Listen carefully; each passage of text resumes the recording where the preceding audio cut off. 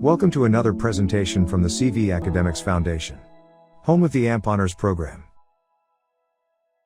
Hello everyone, it is great to be back with you here on the platform. Today we are going on an applied public health adventure. Sometimes we need to get away from the books and into the field, which does include the kitchen.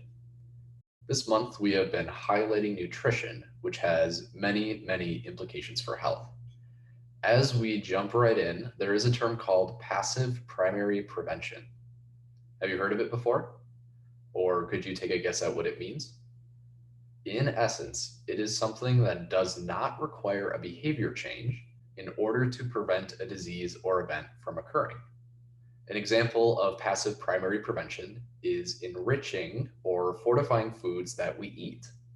I am making homemade pizza tonight, and I like to keep extra pizza dough in the fridge because it is such an easy go-to meal. I'm out of flour, so I will walk and talk as we go across the street to the store. Flour and flour-based products, including pastas, breads, and cereals, are enriched or fortified with extra nutrients. I want to highlight one of these nutrients called folic acid. Folic acid is a very important nutrient for individuals who can become pregnant, more so because it helps the embryo's neural tube, which becomes the spinal cord, spine, brain, and skull, develop properly. When the neural tube does not develop properly, it is called a neural tube defect and can cause fetal death, disability throughout life, and emotional trauma for the birthing person. Folic acid helps the neural tube develop properly. I want to remind us all about the passive primary prevention definition and apply it to neural tube defects for two main reasons.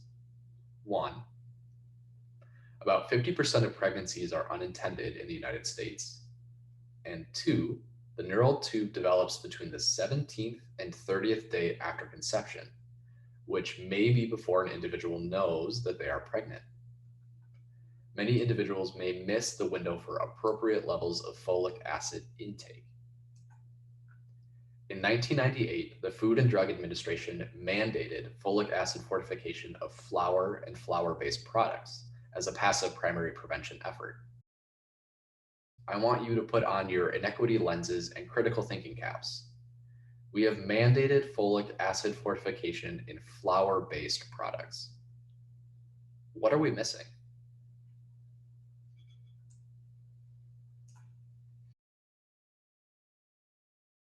Now, not all groups of individuals or cultures consume flour-based products as their primary grain, and this is super important. Our Latinx community members are burdened with a higher rate of neural tube defects compared to other racial and ethnic groups. In fact, one recent study from a small community found that the odds were 10 times higher for a Latinx individual to give birth to a child with a neural tube defect than their white counterpart. While the incidence of neural tube defects and causes are more complicated than merely intake of folic acid, equity under the law and a mandate for corn-based product fortification with folic acid is a great place to start. It is currently voluntary to add folic acid to corn-based products, though participation is almost non-existent. Studies estimate if corn masa flour were fortified with folic acid, an additional 40 cases of neural tube defects could be prevented annually. 40 cases may not seem like many, but when the cost of a single neural tube defect over a lifetime is approaching over $900,000, this adds up.